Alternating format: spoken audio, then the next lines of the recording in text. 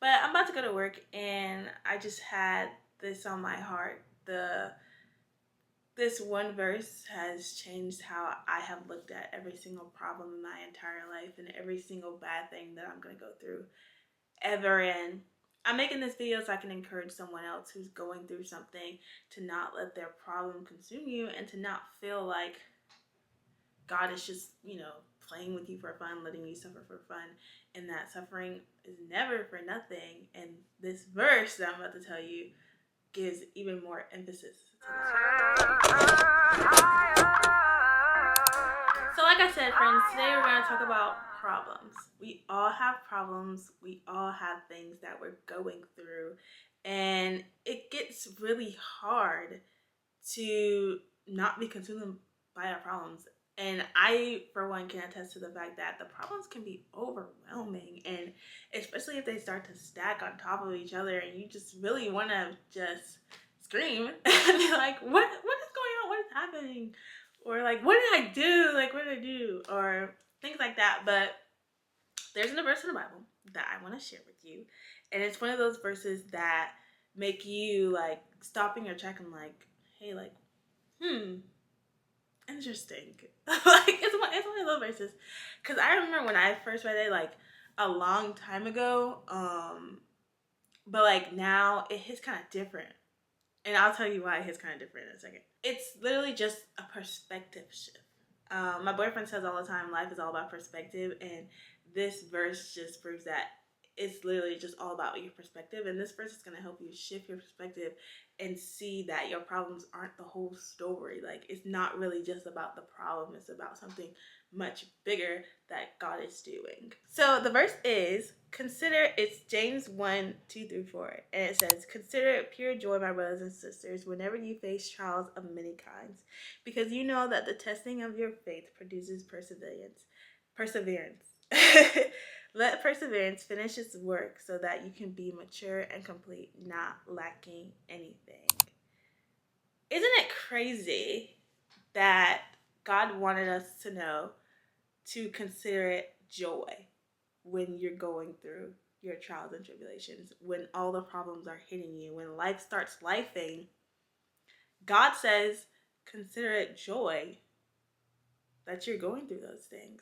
And you're going through this trial, consider it joy. And that's what I'm saying, like, it's kind of like crazy. Like, when you first read that, it doesn't click until like you're actually going through a trial and you encounter this verse. You get kind of offended at first. I'm just like, why would I be happy about what's happening right now? Like, you could be unemployed, you could be going through grief, you could be going through all kinds of things that are not joyful at all.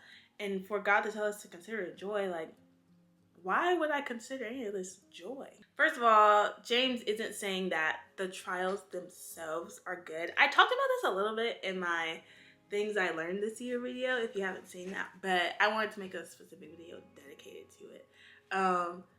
He's not saying that the trials themselves are good. He's saying what God is going to do with you in those trials, that is good, and that is why you should consider it joy that you face trials and tribulations. Like it says at the end of the verse, so where's it at? Oh, so that you may be mature and complete, not lacking anything. God is building. He is making something amazing out of you, out of these things that are happening to you.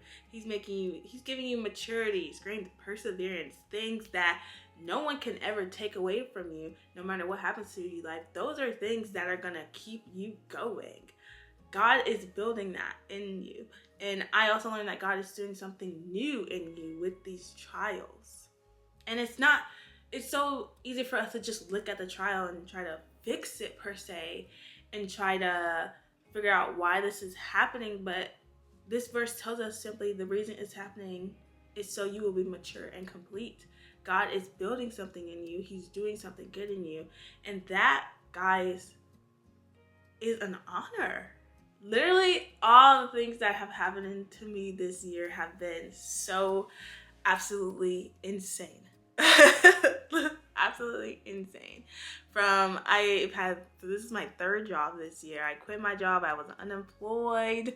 I did a lot of adult things. I went through a lot of financial struggles. I went through friendship struggles. I went through mental struggles as like a person. Like the situation, I felt like God has just really, he's like, I don't know. He's like, I'm like doing this motion because I don't know the word for it.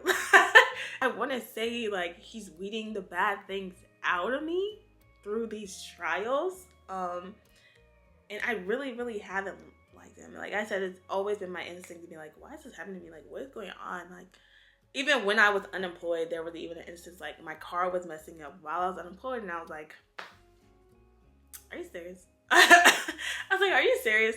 I literally am unemployed. I had no money to fix my car. But God was good and gracious and kind in that time, and he did put certain people in my life, like my dad, to help me with my car, and my boyfriend was definitely the main person who was there with me through those trials. And there were also things he exposed in a way on the opposite spectrum, like people who weren't necessarily there for me as much as I thought they would be, which is okay because it just reveals new things. Like I'm saying, God does new things with trials, and they may necessarily look bad, and it may look like, oh, this is terrible because this is not what I expected, and this is not what is supposed to be happening, but it is what is supposed to be happening, and God is doing something new because he's making you new. And honestly, guys, I can look back on all the stuff that happened to me this year, and I can honestly, truly say that I'm grateful. I can truly say I'm grateful that I was unemployed. I'm truly grateful for all the times that I was sitting in this room crying, talking to God, saying, why are you doing this to me? Why is this happening? How can I fix this? We need to get me out of this immediately. I don't like this. I'm uncomfortable. I don't like That was also a big thing this year. I was in some extremely uncomfortable situations, and I had done things that I had never thought I would ever do. Even just being boldness and the things I'm saying and confrontations and standing up for Jesus even. I quit my job at the coffee shop because I was standing up for Jesus.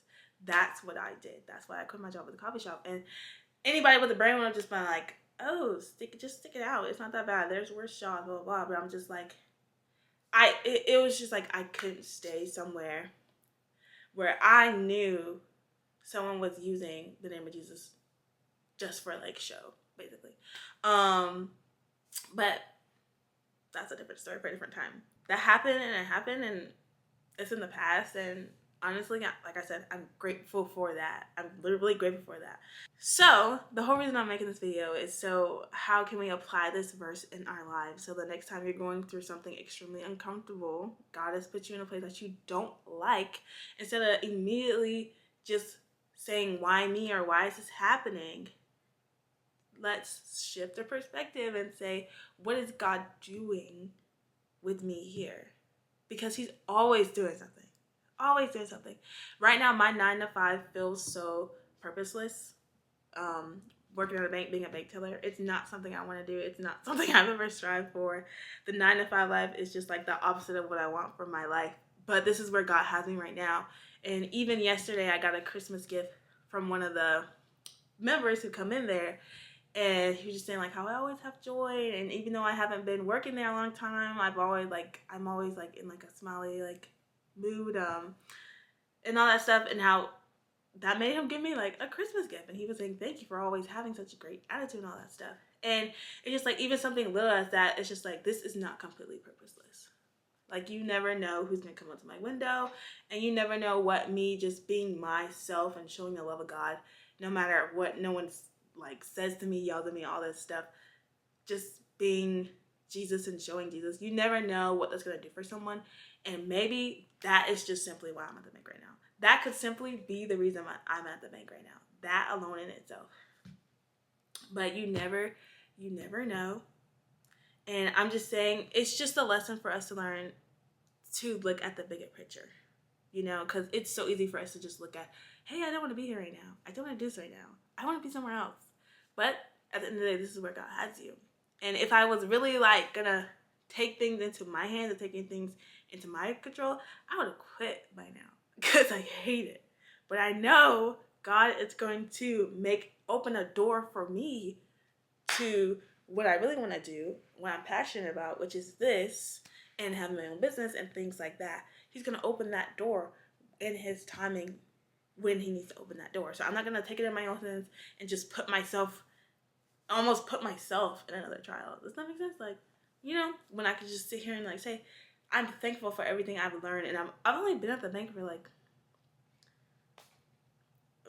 not long at all. It hasn't even been, I think it's been 3 months in total, including training. But the stuff I've learned there, I'm going to take it to the rest of my life. Not necessarily at the bank itself, like as a teller, but just what God has done through me, handling my emotions and handling the fact that I hate this job, and looking and getting the bigger perspective of what is God doing right now. Because he's creating the person that you guys have sitting in front of you right now, who honestly could say her faith is 1,000 times stronger than it was at the beginning of the year than it is now. Like, it's stronger, and I feel like I do have more maturity, and I am stronger, and I'm also more comfortable being weak because I know God's going to be there. And I've seen God literally fulfill the promises in the Bible in my life. And I really truly can say, because of everything that's happened this year, that I was already a living testimony of the goodness of God, but right now I'm literally a living testimony of the living, breathing Bible and the promises and what he said, and that he will do what he said. I'm literally a testimony to that. I can truly say that. I can give you examples. And that's why God has done to me what he did to me, because of that. Not because he's mean and he wants me to suffer and he wants me to do this and do this. We live in a suffer world. Like, James told us also that suffering is going to come. You're going to get trials. He's not saying if trials come, when trials come. Like, do you guys know where we live? This is not going to be no beauty walk in the park. It's not. It's not. So, I'm not telling you to expect it and to put yourself. You don't have to expect it. It's just going to come. So, enjoy the good moments that you have and find the light in the moments that are not so bright. You know? Be the light in the moments that are not so bright. I just talked for way longer than I wanted to. So, I made this video to encourage you to consider it pure joy, brothers and sisters, that you face trials and tribulations, and go read the book of James. It's a really good book. And as always, thank you guys for hanging out with me and clicking on this video, whoever you are, whatever you're doing. And drop a comment down below, because we are not alone. We all face the same things, and we're all going through the same things. And honestly, like, we need to stick together, especially as Christians. Like, so drop a comment down below. Share what you're going through. Share a testimony. Just share something down in the comments about what God has done in your life this year. And I'm just so grateful for the 870 something subscribers I have. Like, this channel has really done so much for me. Even in the moments where I've been like, oh, I wish I would grow more, I wish I would grow faster, I'm so thankful for every single person that has hit that subscribe button and felt God and was driven to God through my videos, because that's what this is all for. So yeah, I hope you guys have a great Friday, or whenever you're watching this. But yeah.